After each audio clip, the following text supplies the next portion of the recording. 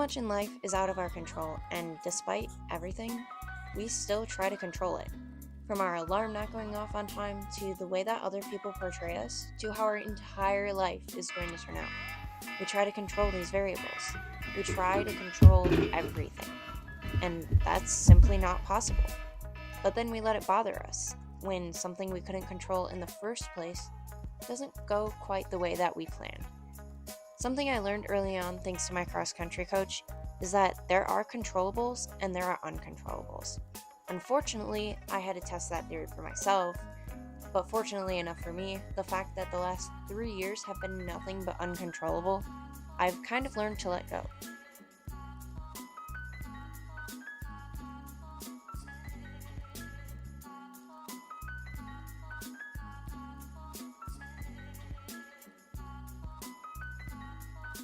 And what I mean by that is there are so many big things that I can't control.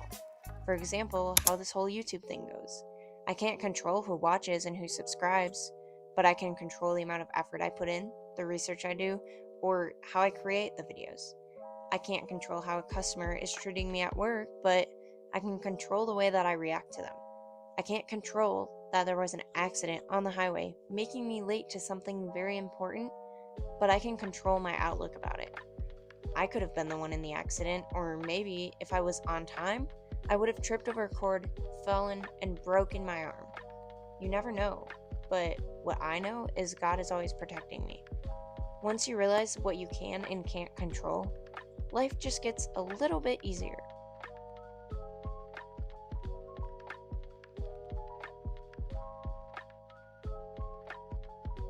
Within everything that is out of your control, there's at least one thing that you can control, which is your mood and reaction to the situation. For the longest time, I would try to control every step I was taking. I would try to be 10 steps ahead of where I already was at that point in time. But what I've learned is you just have to take it one step at a time, because what if steps 1 through 5 work out exactly how you planned?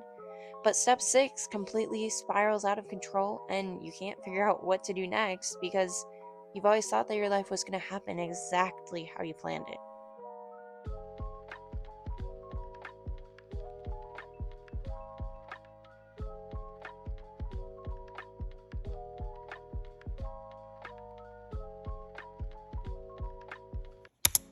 Something I've realized is that the uncontrollable thing we're trying to control is usually the end result. We're trying to control our race time for a marathon rather than just enjoying the process and realizing that even if we don't just get our best time, at least we can share the good times we had training, and who knows, maybe we'll get scouted by a brand who pays us to train and run races. That was just a metaphor, obviously.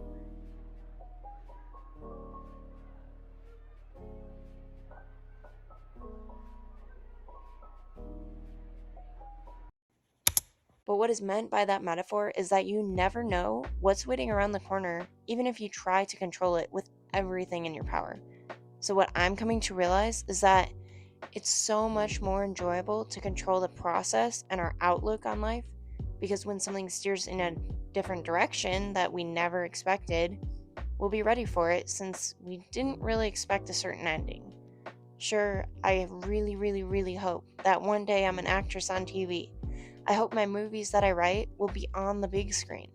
I hope that I get to go to the Oscars. I hope this YouTube channel becomes everything I've dreamed of and more. But for now, I'm just enjoying the process and controlling what I do to work towards those things. Because if that day never comes and God brings my life in a different direction, I'm prepared for it. I know that it'll turn out for the better anyway. So I hope that you can learn to let go of the things you can't control and embrace the things that you can. Because life is definitely a lot less stressful when you're not fighting the things that you can't control.